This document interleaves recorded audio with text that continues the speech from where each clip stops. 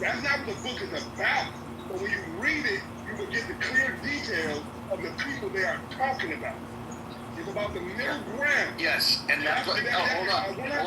Hold on. And that book is a historian's account of the relations in the Great Lakes from 1600 to 1815. Yes. So the idea that book would even cover the original inhabitants of North America is just it's hilarious. It definitely covered when you motherfuckers got here. When they say 16 this or 15 that, it's covered when you motherfuckers got here. So like you can act like it don't cover ancient history from 10,000 years ago. No, it don't. But it definitely covered the time period from when you motherfuckers got here. So like you can deny it, but at least read the book if you want to rebut the book. Don't read the clip notes and rebut the book to a person that read the book. He was like, oh Kim, you didn't read the book. Well, read the book and challenge me on anything, but you haven't read the book. So stop it about that book, sir. To make a argument based on a single source is spurious. I gave other sources. As a former academic and a college professor. Y'all the problem though. Like the right wing say the college professors are the fucking problem. So now you want to come with your appeal to authority. I'm a college professor bullshit.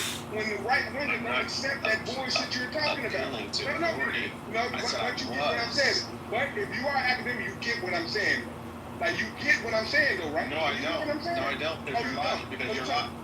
Are you going to have a discussion or are you going to talk over me? I'm talking about conservatives. How do conservatives feel about? You want to have a soliloquy or a dialogue? How do conservatives feel about a left wing professor? Like, let me know that. How in America, 2025, how are y'all talked about in this space? Like, let's be honest. I'm not a professor.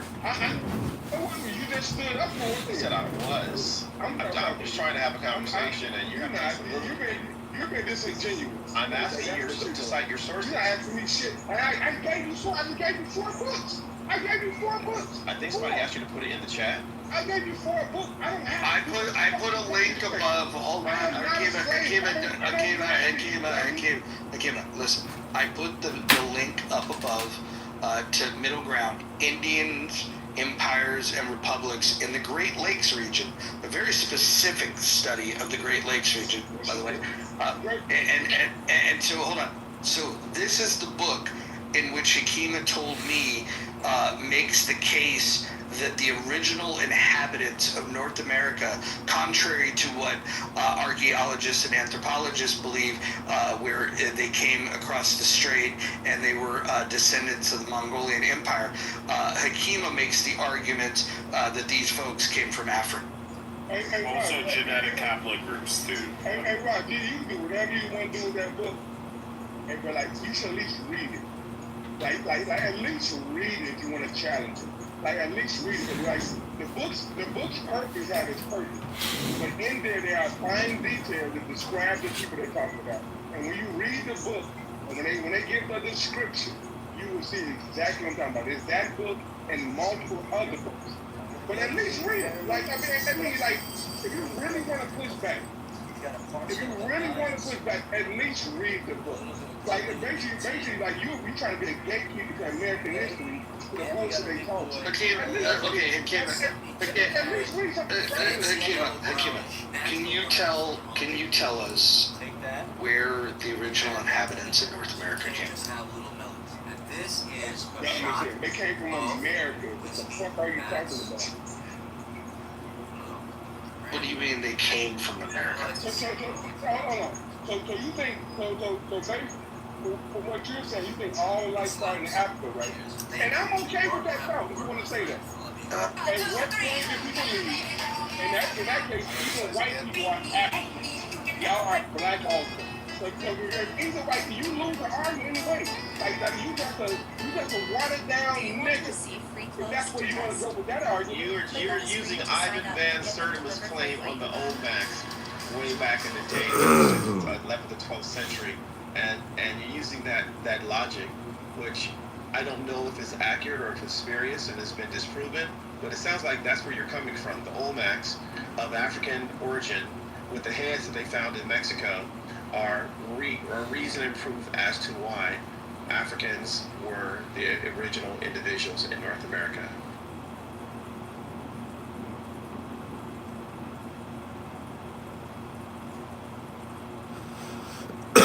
Well, all right. Well, he was moved down. He knows that we don't use that word in this room. As relates to the title, sir, the reason why high IQ immigrants are, at least in Silicon Valley, I can't speak for Texas or Oklahoma, is because there were programs years ago. I've been living there for a long time. Even before the EB-5 visa, which some call a Einstein visa, finding American citizens who are studying STEM in large numbers, particularly computer science, computer engineering, scientists, which is the whole which is the backbone of Silicon Valley, since I've been there, has run in short supply. In the 80s, 90s, 1980s, 1990s in Silicon Valley, there might be more younger people studying those hard sciences now, but when I got there, that was not the case as an American. And most of my colleagues and contemporaries, and especially in grad school and then in the workspace, were individuals from other locations around the world. Maybe we know that I don't know. And I'm talking Sunnyvale, Santa Clara, San Jose, Cupertino, Mountain View, Palo Alto, Redwood City, Menlo Park. That's what I mean when I say Silicon Valley. All right, welcome back to Fast Webs. Let's go sell us. Yeah, I think Silicon Valley is overrated. I lived in the Bay Area for 40 plus years, and there's no doubt that there's a concentration of wealth and there's a concentration of tech-savvy people, but in 2025, it's no longer even the center of the tech universe. Seattle with Microsoft and Amazon and all the ancillary companies that work out of these hyperscalers. I think I can put a pretty definitive argument together that there's just per capita there's probably more tech folks in Seattle than there are in Silicon Valley. I can't refute you because I've never been to Seattle. I've been invited, but just between San Francisco and both sides of the bay, the East Bay and the South Bay, all the way down to San Jose and going up to Los Gatos, there's so many companies, and the thing that if you listen to Silicon Valley for a long time, you understand they have very unique things. It has a lot of ridiculously creative people. 2, it has people that are entrepreneurial in their focus. 3, it has the universities, and 4, the most important part that no other place in America has is the money, the level of VC and venture capital funding and startup capital is unparalleled, even outside of Boston and New York. The people are more willing to take chances on unknowns, and people have never done it. Well, I don't know if that's the case in Seattle. Well, it's definitely true 25 years ago, and even up to about 5 years ago, I would say pretty definitively you're correct. But now, these tech companies, I mean, go to South of Market in the city, where it used to be, just 5 years ago, was filled with tech startups. It's a ghost town. Yeah, I was there. My office is on 2nd. I know. Yeah, so we're doing COVID, we left. So it's a ghost town. Right, so here's the point, right? Over the last 5 years, Silicon Valley's been decentralized, and in fact, Seattle's tech hub is going to change quite drastically as well. When Amazon decided several years ago that they were going to set up new headquarters elsewhere, they picked 2 locations, both on the East Coast, by the way. The tech companies are going to be leaving, especially these AI companies. There's a bunch of them in Seattle. There's a few of them in Silicon Valley that are definitely worth mentioning. These companies, they're there to get the investment dollars, but as soon as they get once they're to B round, dude, they're hightailing it. They're all going to go to Austin. And the reason they will is because there's no way that these AI companies, with the type of money that they're going to make, is going to want to be beholden to the regulations and the taxation of California. They just won't. Makes sense. I know that still when companies are starting, especially AI. Let's be clear. Software, computer science, computer engineering that are now using agentic AI. A lot of them start in San Francisco, the Bay Area. That's why it's still the leading AI. OpenAI, Anthropic, Databricks, Scale AI, and on and on and on. Now they may move other places, but they're not solely based in SF or the Bay Area. Like NVIDIA, Microsoft, Apple, Google, they're not solely based in the Bay Area, but a lot of things that are started. Now, these could be different since COVID. I don't know. Listen, as long as the investment capital it lives in the area, as long as the Andreessens and the Ben Horowitz of the world and all of the different incubators, as long as those folks are in the Bay, people are going to make their tour through there. There's an endless number of startups that I could talk to you about where people worked on the East Coast or the Midwest, and then they have an idea for a startup, and then they would just go get a Regis or a WeWork out of somewhere like in this city or maybe in Mountain View, somewhere over by Castro and California Street over in Mountain View. They'll do that to be able to say, hey, look, we're here, let's get the money. But then when they start hiring people, the people that they're hiring are going to be in places like Hyderabad, they're going to be in Tel Aviv, they're going to be spread across the entire United States.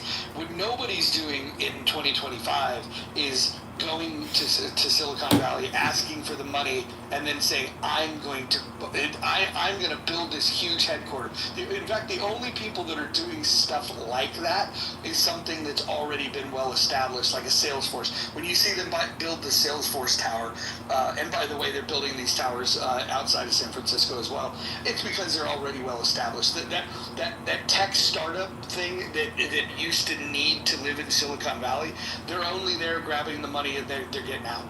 Okay, I know Salesforce. I was listening to an interview from Mark Benioff from Salesforce recently, and he said that 30 to 50% of their 30 to 50% of their costs for engineering, we're talking computer engineering or computer science, is now being done by agentic AI and whatnot. So, which means, I think they laid 1,000 people off recently. And I heard my friend called me from the East Coast and said Microsoft laid off a bunch of people. So yeah, you're right. I don't know. I would still tell a young person. I would tell my 25-year-old self, or 20 right out of undergrad years ago, or grad school, 25-year-old self, if you have something that's hot and it's unique and it's novel and you think you can have the right product market fit, put yourself in a co-working space in SF and pitch. If you want to live in the city, if you want to live down in the suburbs, Silicon Valley, but really live in the city and just go down to Sand Hill Road, right there in Mountain View, Palo Alto border, off of El Camino Real. Put yourself there to get the money. And when it's time to scale and grow, like you said, Brazil. I think the advice that you're giving was good advice up until about 5 years ago. I can tell you that right there on El Camino, right next to the tattoo shop in a dumpy little Italian restaurant called Frankie, Johnny, and Luigi's, like some of the biggest transactions that the world's ever seen have happened right there in that little dumpy Italian restaurant on El Camino Real. So it's true that was the epicenter. I think that the regulation and the taxation of California has changed that, though. People do not want to be there. They don't want to stay there. If they can avoid going there, they absolutely will avoid going there, and it's going to continue to get worse. I think Silicon Valley is going to have a different problem in a few years because you're going to see, people leaving in such droves unless the state decides to bend a knee to them. And in order to do that, you'd have to change the entire body politic of California. Bend the knee to whom? When it comes to high tech, right? First of all, not all tech sectors have centralized in Silicon Valley ever. Like, for example, cybersecurity, Silicon Valley is way behind Israel when it comes to cybersecurity. Right?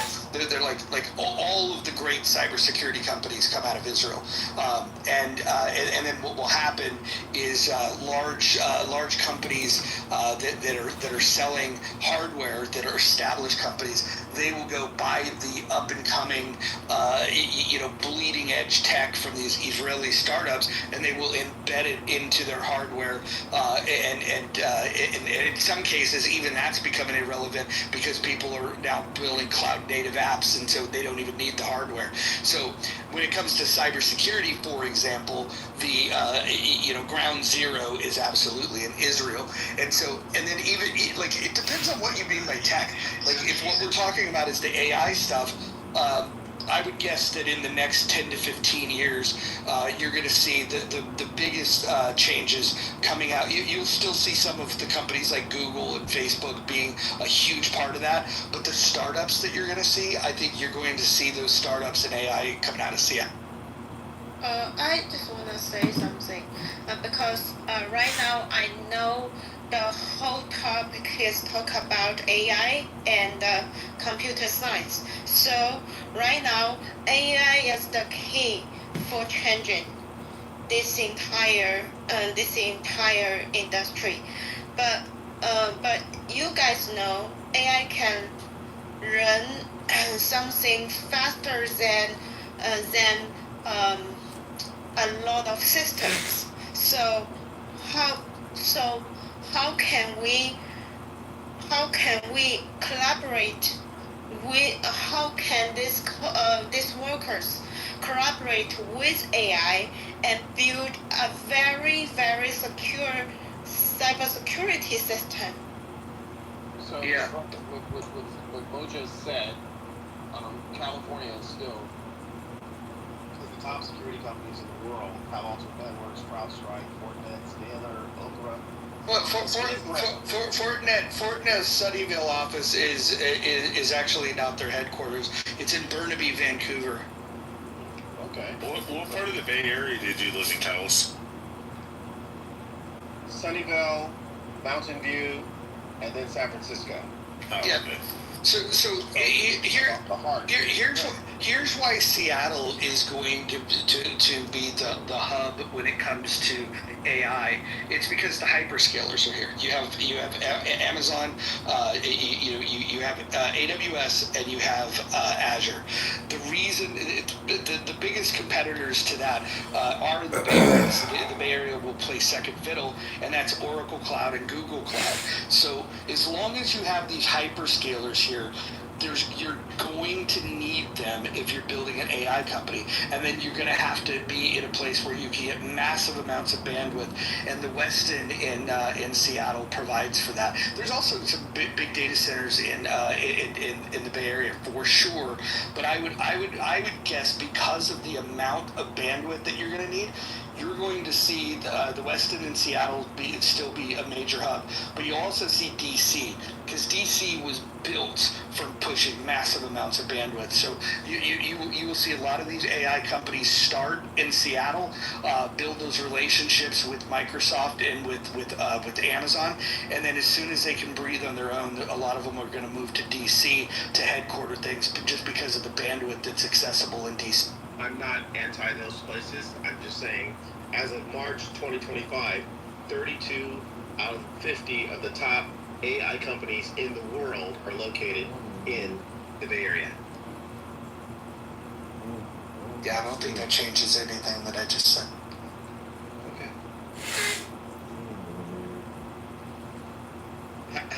lived or been to Seattle, by the way? I haven't. I'm just asking. I lived in Silicon Valley for over 40 years, and then I spent the last 8 years in the Pacific Northwest. I'm talking about the rent and the housing prices. Do you like the weather there in comparison to Silicon Valley? Well, the weather informs the the scenery. So I would much rather drive down the highway in the Pacific Northwest and see green trees than see the brown hills going over 280. Hey, Roger, back channel. Sorry, go ahead. Understood. I got a spot out in what's the ocean spot? Going over the hill, over the 17 to the ocean, for a while. Santa Cruz. So I understand beauty and green trees and ocean. Completely understand. But then I also love cities. So yeah, that's why I left the Silicon Valley up into SF.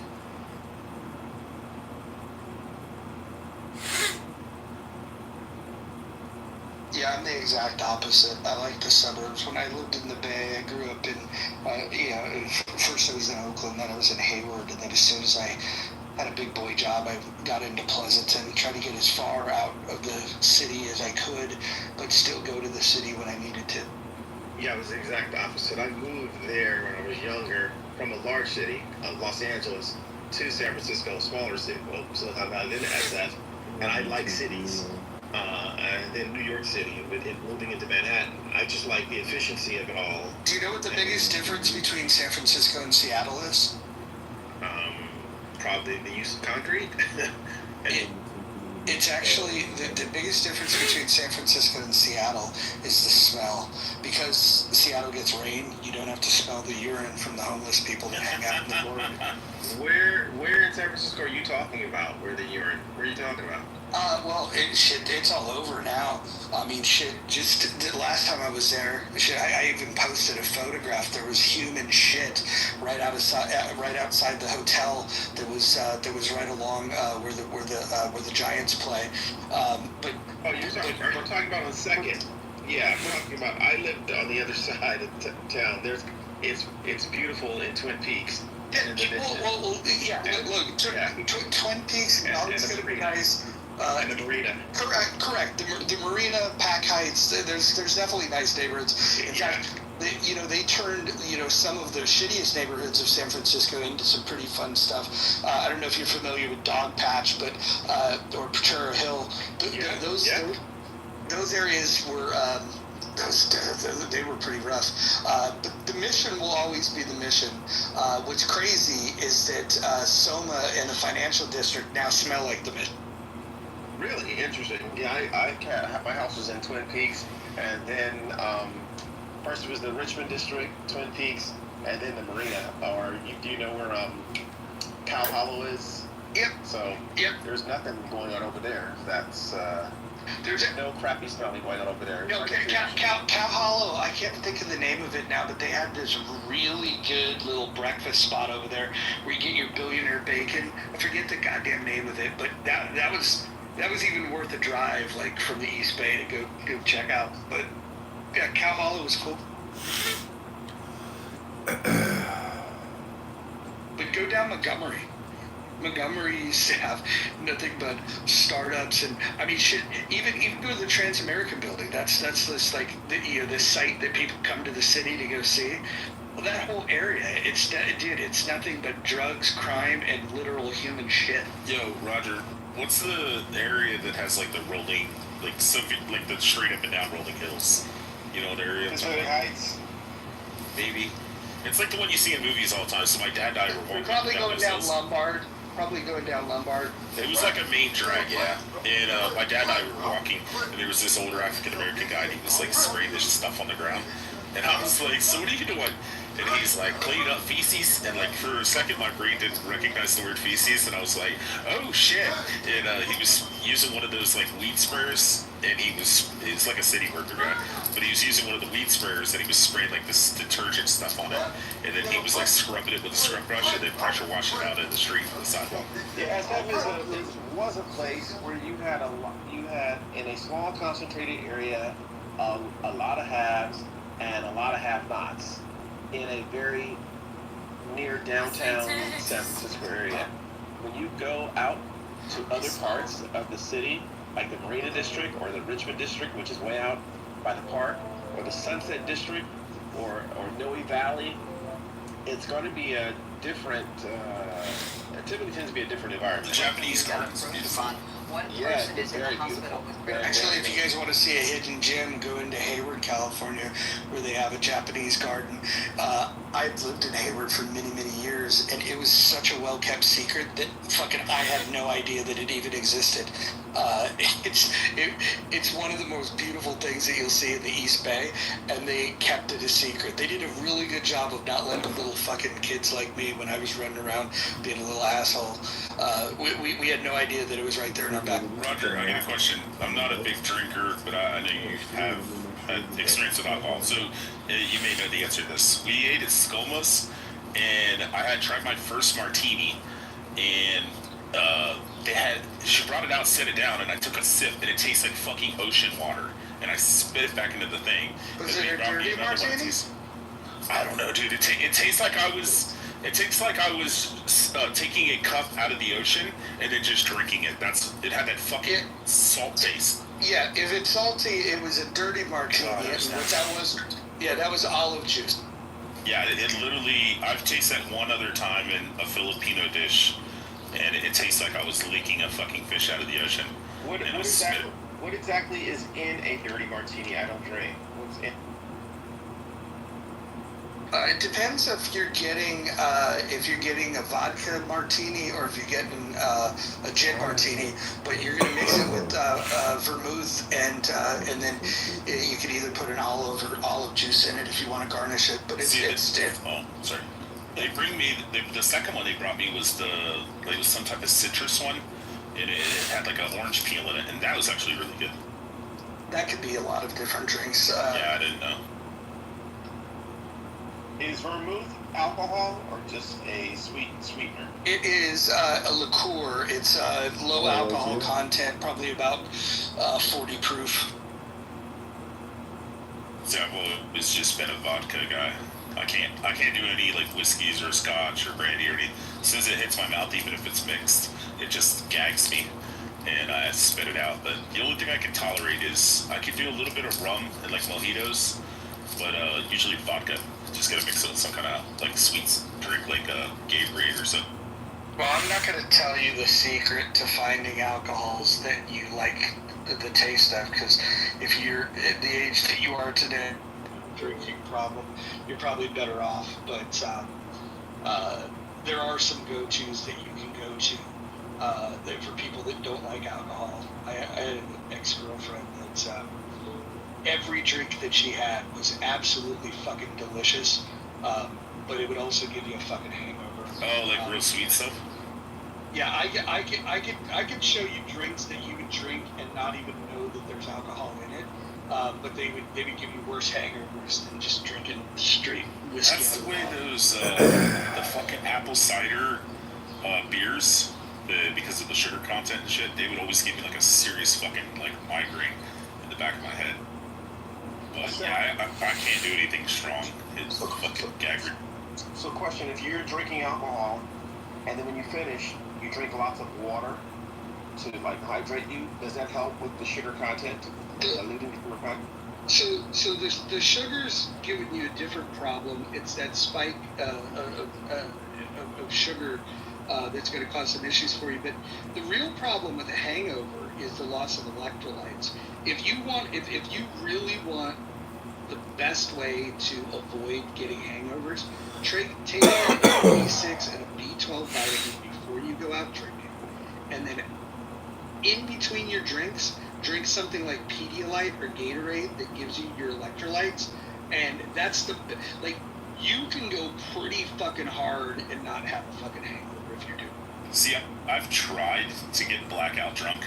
I've never blacked out, and I've never been able to forget anything from when I was drunk. Like, I could have, like, detailed conversations, and people would be like, dude, you were, like, laying in a pool of your own vomit. And they'd be like, you don't even, you know, we had this conversation last night, and I would just, like, recite the whole conversation. But my dad's like that, and my brothers, so I don't know if it's, like, something genetic. What I would highly recommend against is this. Some people have this old school remedy of like, you know, he's had a lot to drink. Give him some coffee. That'll wake him up. All that does is makes it drunk. Well, and it makes a drunk more alert. Like, I mean, what you want to do, if they're super fucking hammered, make sure they do hydrate to some extent. The best thing you can do for a friend that's super fucking drunk is give them a goddamn multivitamin and a bunch of fucking water to pound, and then give them a pillow and let them call it a fucking night. See, I always had friends, they would get shit-faced as much as I would, because I was only a party drinker. Like, even if we went to Buffalo Wild Wings, people would be like, you want to drink a beer with us? I'd be like, oh, I'll get a Coke, you know, or water, whatever. And, but if we were going out to the clubs and going dancing, that was my way of loosening up. But my friends, man, they would get trashed, and they didn't remember anything after, like, you know, a certain amount of alcohol. They were just blackout drunk, and it was like the Hangover movie. And I always wanted to experience that just one time, so I would, like, push the limits. But then I'd wake up the next morning, I'm like, yeah, I remember how we were talking about this and that, you know, like, the entire conversation. And my dad's the same way. It's weird. Yeah, I was, I would go out with my friends, and the reason why I think that alcohol worked, I guess it didn't work, but the reason why I was attracted to it is I could go out, drink all night, have a bunch of fun. I'd get super hammered. My friends, at a certain point, their stomach would get upset, they would vomit, and you know, just total alcohol poisoning, but they would get it out of their system. For whatever reason, like, it didn't hit me that way. And then when I would go to sleep, I would be pickled, and then my hangovers were fucking worse than anybody's because I never threw up when I drank. I would just continue to drink, and then just fucking like stew in it, where it's just marinating my fucking. See, that's another thing. I don't know if it's like the way I process alcohol, but I've never had a hangover. Like, I would always just wake up the next morning and be like, I feel fine. And everybody else I knew, man, they would just be like, fucking. Do you typically drink a lot of water, though? Because dehydration. I do drink a lot of water, yeah, naturally. Yeah, if you're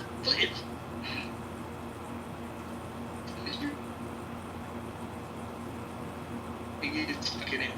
It would really kill you. Okay. Yeah, the only time I've ever had what I would consider almost like a hangover type symptom was when I would drink those apple cider fucking beers, and they would just give me like a fucking migraine in the back of my head. It just felt like it felt like I had. That could have been the sugar, or it could have been the sulfites in it too. That causes headaches for a lot of people as well. I was always a screwdriver, chilled, no ice, or I would, which actually I guess the electrolytes for the Gatorade would help. But I would go get 2 of those 32-ounce Gatorades and get like a Stolvishna or a Pop-Out bottle, the little plastic one. And I grew up in Daytona Beach, Florida, so 6 nights a week, fucking partying our ass off during spring break. And I would pour both the Gatorades halfway out and then just fill it both back with vodka. And I would sip on the first one, and then my buddies would be like, all right, let's go. And then I would just pound the second one, and I would just fucking, I would always shake it, you know, keep it stirred up so it didn't have too much. Here's something that if somebody has to drink, it doesn't taste good, but if what you're looking to do is drink and you're trying to minimize the negative impact, I would, first of all, remain hydrated, but I would drink shots of Fernet. Fernet actually has some properties that are good for your your gut, surprisingly. And then obviously, if you drink too much, you're going to probably outweigh the benefits that you have for gut health. But Fernet, it tastes like, imagine Jägermeister but with no sugar in it. It's just like, to me, it's the worst tasting thing in the fucking like world. Cough syrup. But the people, well, it's like cough syrup without any sugar. So it's like, it's the worst of the worst. It's like if somebody gave you like a fancy cough syrup, with no sugar in it, right? And it's just the people that drink it, they maintain better than anybody I've ever fucking seen. Drinking anything. What's the cranberry vodka? Is it mattress or mattress? I always get the name wrong. Vodka cranberry? Well, only fucking fags. Dude, I love cranberry vodka. Everybody always say, "What, you on your fucking period?" And I'm like, it tastes good. Well, that's because after The Departed came out, you literally can't order a fucking cranberry juice. I don't know if you've seen that movie. Yeah. Yeah, but when Leonardo DiCaprio fucking, orders it, yeah, this was before, but yeah, it's still... Yeah, it's definitely... You know what they call that drink? You know what its official name? Is it mattress or mattress something, right? Cosmopolitan. And it's supposed to be served in a highball glass, and you give it to highfalutin. Okay. Yeah, I always did everything chilled, no ice. I just like to... I like to take the cup, the little plastic cup that they give you at the nightclubs, and I would just stand it up and just slam it. I don't like sipping. Well, here's a way to make yourself tolerate sipping on something. Get yourself a huge cube, not a cube, but like one of those circular ice. Like spherical, yeah. Yeah. Get a huge one that consumes almost the whole cup, and then just pour like 3 fingers of single malt scotch in that, and that's the way to go. Some people don't like to water down their scotch, but for people that aren't like heavy drinkers, that's not only is it classy to fucking drink scotch, but if you put it over ice, it actually it doesn't taste bad. And you will want to sip it. You won't want to pound fucking. See, my dad loves fucking whiskey, and he would always get like really, really good whiskeys, and he's like, "Come on, stop being a pussy," and I would just, the second it hits my mouth, man, I'm just like, I can't. It's not even I can't get it out my throat. I just can't get it past my tongue. I can't. Yeah, it's something about it. I don't know. Yeah, I just woke up one day and I was like, I don't party anymore. I'm like, I'm just not gonna drink, so I just stopped drinking. Well, if you're there, I would just stay there. But if you got curious, what I would think, like if I thought that I could drink again and like go have fun with it without it becoming problematic, I would do things like destinations, like go to like Tennessee and like tour a bunch of like whiskey distilleries and shit like that. Like I would just turn it into a destination thing and then make a rule of like, don't have alcohol in the house, don't go hang out on the bars at the weekend or whatever, but like be a destination drink. See, that's what I'm saying. Like I grew up on Frasier. I mean, like a lot of people, and I always seen that, and I was like, man, just the way he describes the taste and all this kind of stuff, him and Niles, and I'd be like, man, I want to try that so bad. And, I just could never get to it. Like for example, if you go into a bar today, you could order a Mai Tai, and it's not going to taste all that well. But if you get on a fucking cruise ship or you're on a tropical island and you get a fucking Mai Tai or a Blue Hawaiian or something like that, or even a Pina Colada, and they serve it to you and they serve it to you fucking with an umbrella in it, there's something magical about certain scenery with certain drinks. I wouldn't advise drinking multiple Mai Tais because that's that whole sugar thing that'll fuck you up and give you a crazy hangover. But the first drink, like if you got off a plane and went to like the Caribbean, order yourself a fucking Mai Tai with an umbrella in it. There's nothing fancier in the world. It's fucking amazing. See, I like mojitos. I like pina coladas, strawberry daiquiris, all those kind of sweet stuff. I love it. I guess the sweetness overpowers it. Just like Coke, I used to like drinking like a man, so I would go into places and I would order something like an old fashioned or a Manhattan. That's what like old school cat like that. Like if you would I drink like a woman. If you would have walked into a bar in let's say Vegas, circa the 1960s, if you were hanging out with fucking Frank Sinatra and Dean Martin, I guarantee they're going for old fashions in Manhattan. Yeah, see, that would be cool. I've tried. I'd give the drink back to the bartender. I'd be like, hey, can you give me a mojito?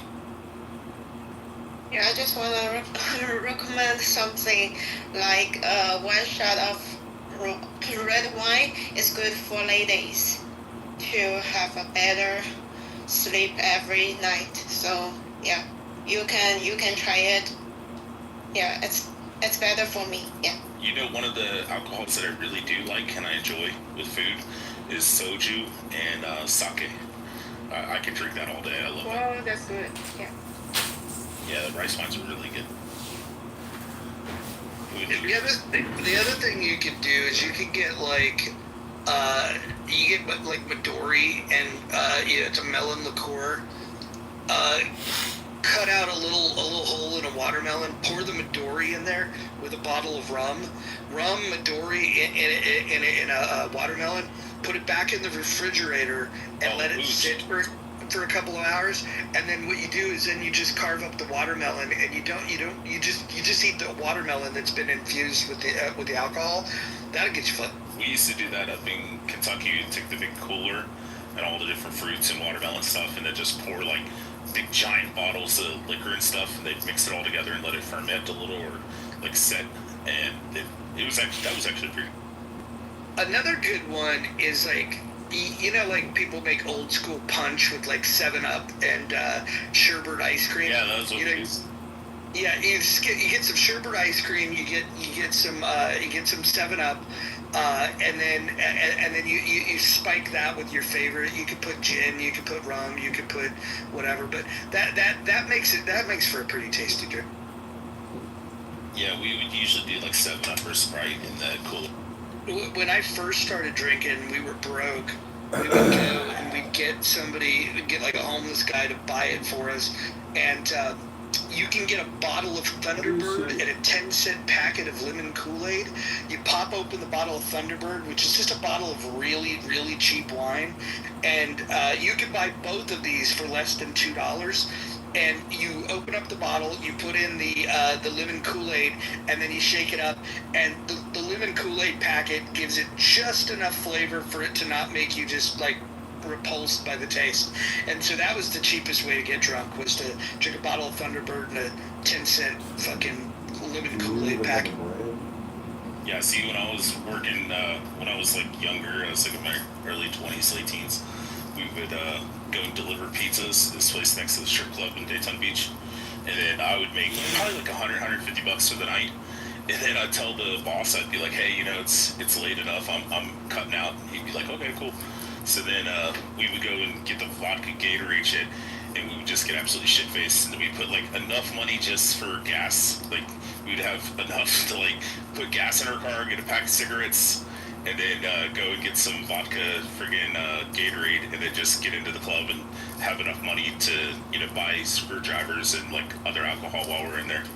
And by the next morning, we were broke every time.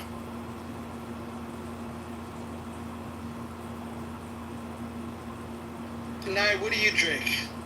I was just sitting here thinking to myself, way back in the day, I would be into more sugary drinks when I was in my 20s. You know, margarita, pina colada. But as I've gotten older, what did you say moments ago? Drink like a man. I like that. I was sitting in the background thinking, that's exactly how I like to drink. You know, when I started watching some of these shows like Mad Men and some of these other kind of period piece shows, I found that because I don't drink much, but when I do drink now, especially as I've gotten older, I like a shot of whiskey or an old fashioned.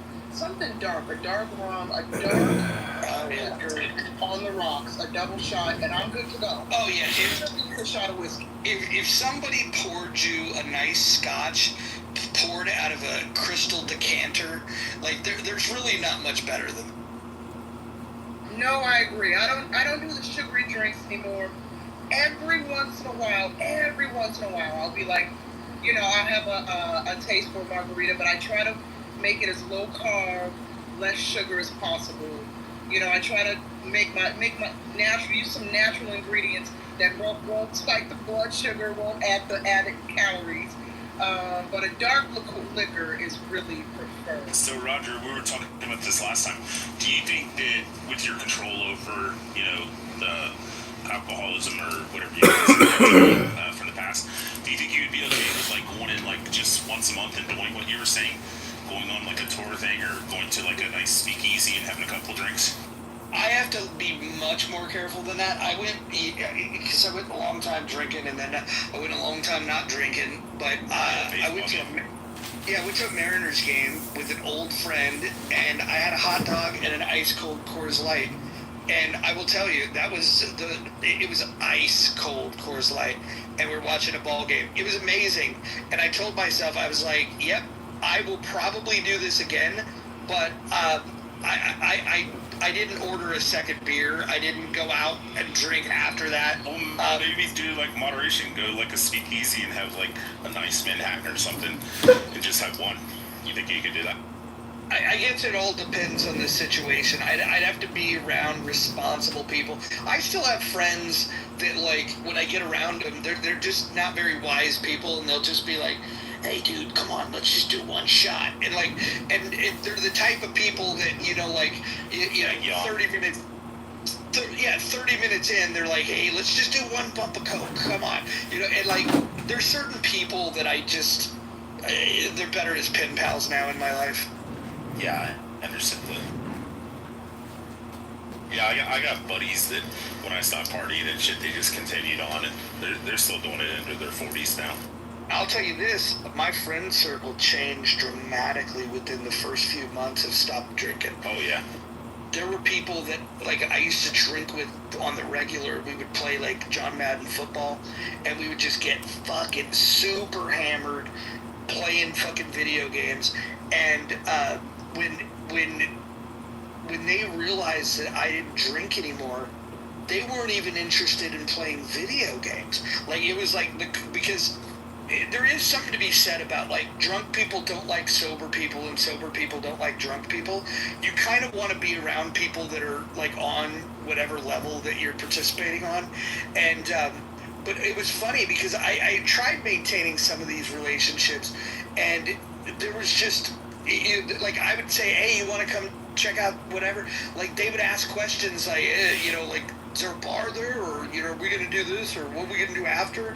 And, like, once there's some people, like, especially if they're drinking heavily, everything they do is planned around alcohol. Everything they do. Oh, dude, I worked at Molly Brown's too, Daytona Beach, Florida, one of the biggest strip clubs in, like, Central Florida. And every night, man, the girls would come over. "We're having a party afterwards. You want to come and hang out?" And, like, some of the girls would, like, rub their nostril, and I'd be like, "No, I'm good," because I just didn't want to be around that environment. But yeah, I kind of got a little shunned after working there long enough because I just kept refusing to go to the after party. And I don't know if they thought I was a snitch or a narc or something, but I knew there was going to be a lot of, like, crazy shit, so I was like, nah, I'm good. I remember when Frank used to come onto this stage and drunk out of his mind, acting crazy. George Michaels. I love George Michael. He is the greatest. Oh, dude, Roger, have you heard him talk about how if George Michaels was alive, Frank says that's the only man he would suck his dick? Oh, dude, we've done marathon rooms where the entire subject was Frank and his fanhood for George Michael. I mean, that was vintage Clubhouse. Frank doesn't even talk about him anymore. He used to, when we would bring it up, he would do the whole fucking GIF with George Michael. He doesn't participate like that anymore. Dude, I have like a 1800 watt Bowers and Bang & Olufsen. Not Bauer Wilkinson's in my house, but the Bang & Olufsen stereo in my car, Expedition, and I was, like, blasting George Michael's, and Frank was, I guess he's a little tipsy, so he's, like, singing every word. He's like, "This is the greatest night in the world." I'm like, "You're welcome, Frank." I saw George Michael perform at the Shark Tank in San Jose, California, and this was, like, 10 years after his arrest and all that kind of stuff, and he hadn't performed in the U.S. like for 10 years, and I went there with some friends, and he started the concert. He played a song, and then he gets on the mic and he goes, "I know sometimes I don't make it easy for you to be a George Michael fan." He's all, "Maybe we could do some healing tonight." And then he just played for hours, just playing all the hits and shit. No opening act, just him, just doing his thing. And I think he was he was on, dude. Like, I mean, even some of the stuff that he was playing that I'm not really into, there's something about being around a crowd of people that are obsessed with it that just, it creates a vibe. It was very, very fun. It was probably the most homosexuals that I've ever been in the same room with, but it was definitely interesting. Yeah, it's funny because Frank's supposedly married with wife and kids and all that. And it's like, the things I would do to George Michael's. It's just, he's obsessed.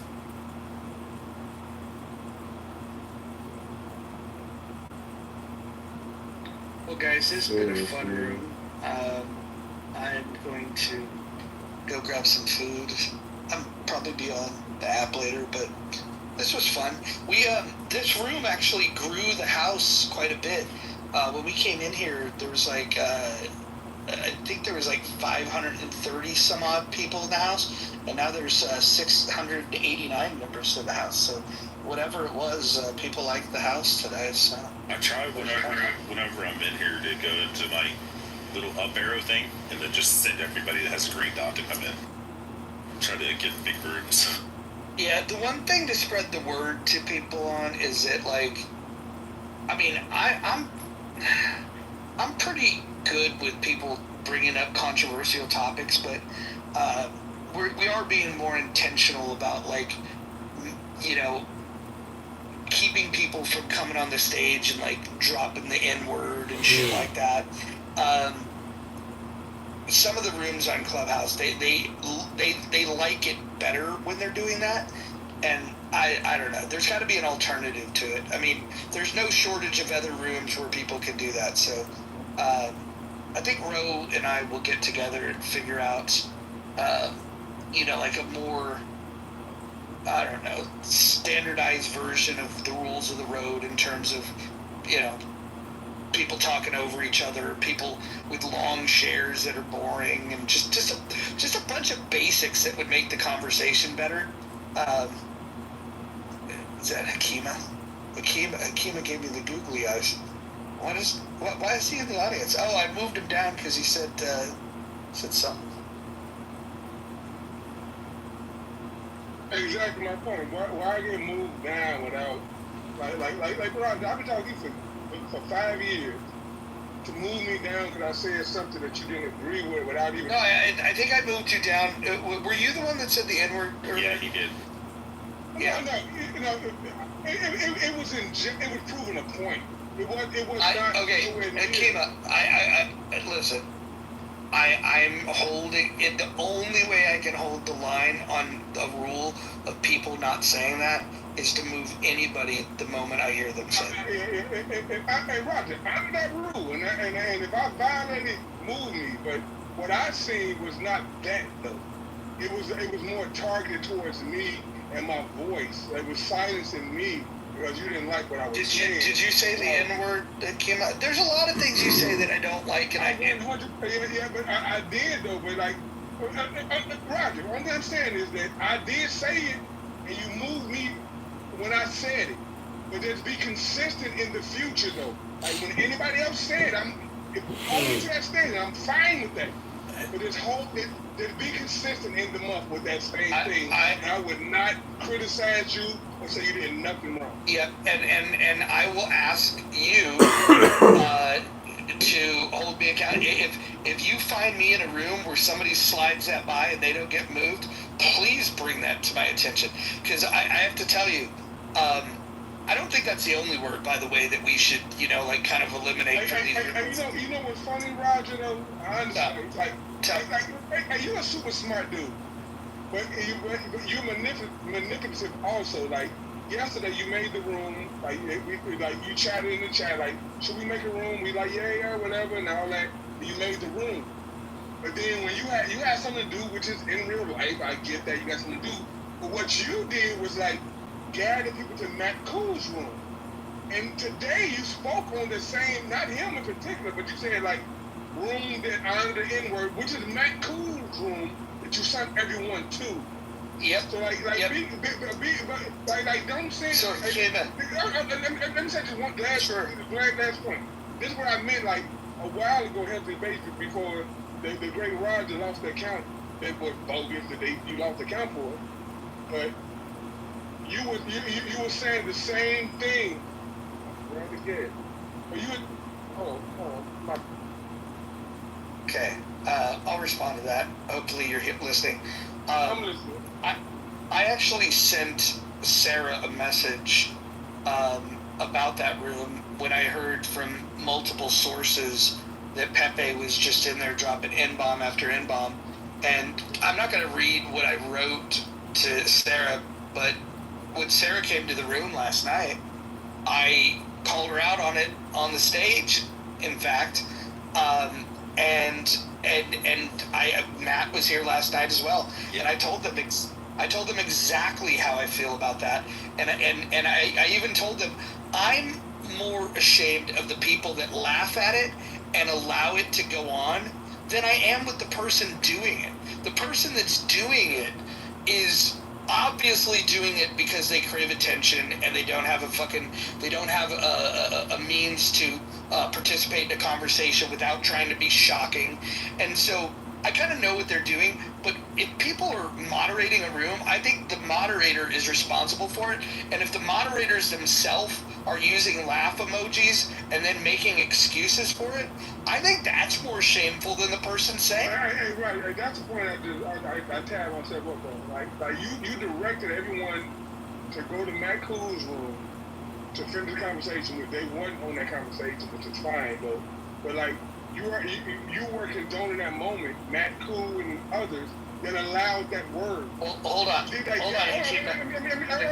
clear that real quick. You spoke for it yesterday, but today you cleared it up like, I don't accept that shit, it's not okay, y'all shouldn't do it. But yesterday, which is a day, it is reality, that you really condone, like, Matt Cool is who Matt Cool is, and you knew that prior to yesterday. No. You condoned his bullshit, you literally did.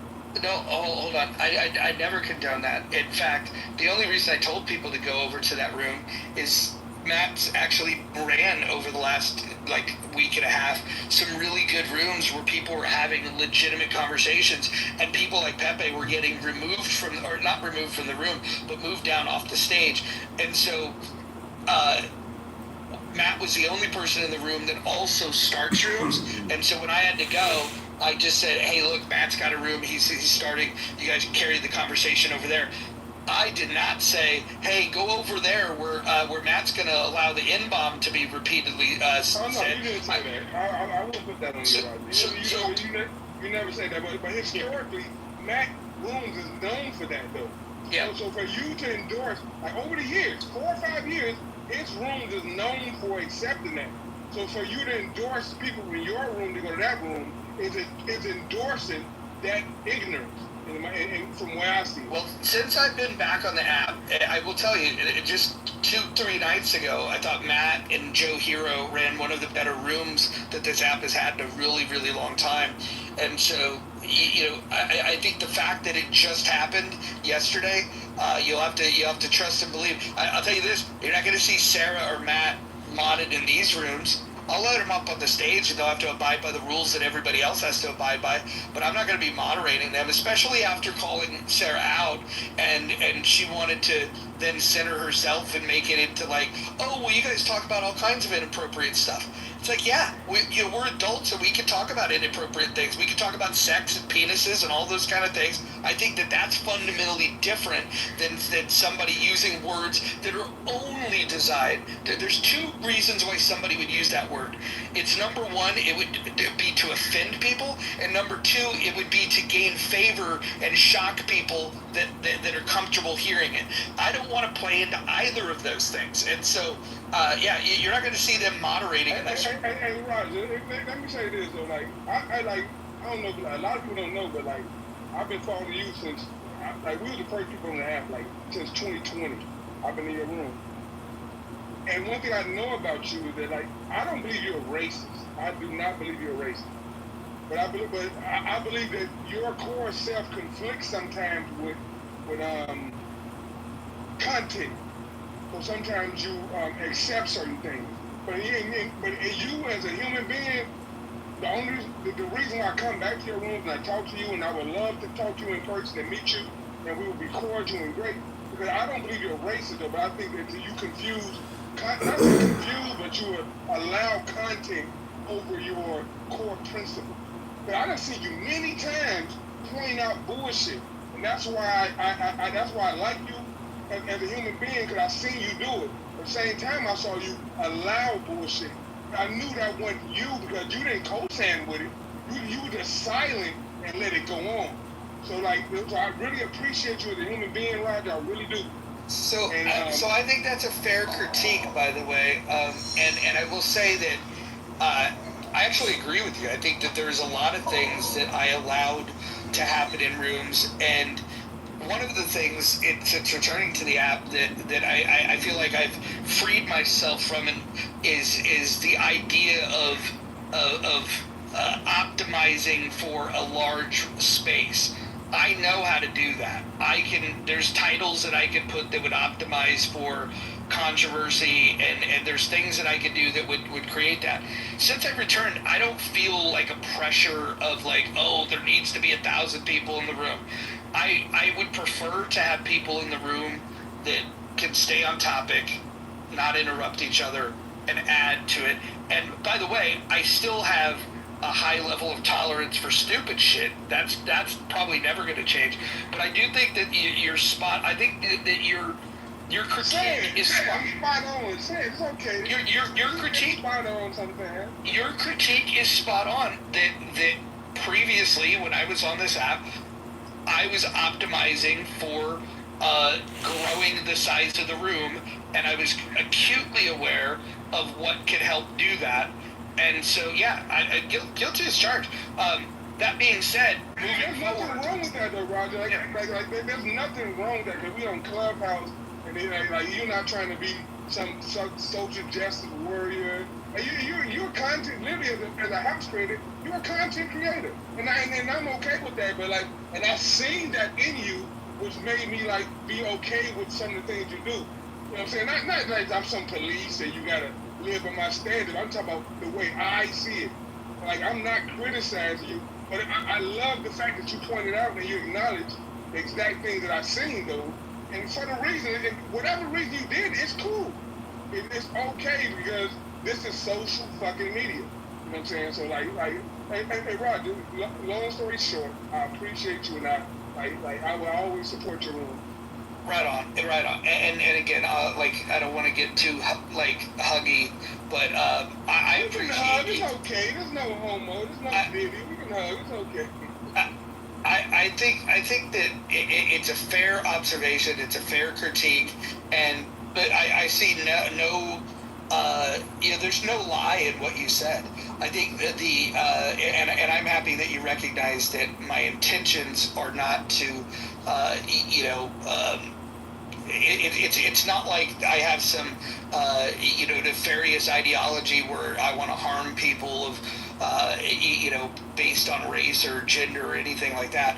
I do think that moving forward, it requires the intentionality of doing that, and that means making sure that whoever's modded is kind of on board with the same thing, and so I think instead of me going to bed and leaving it in the hands of okay, hey, you guys take it from here, and just feeling like absolved from it, I'll probably be more likely to just shut a room down if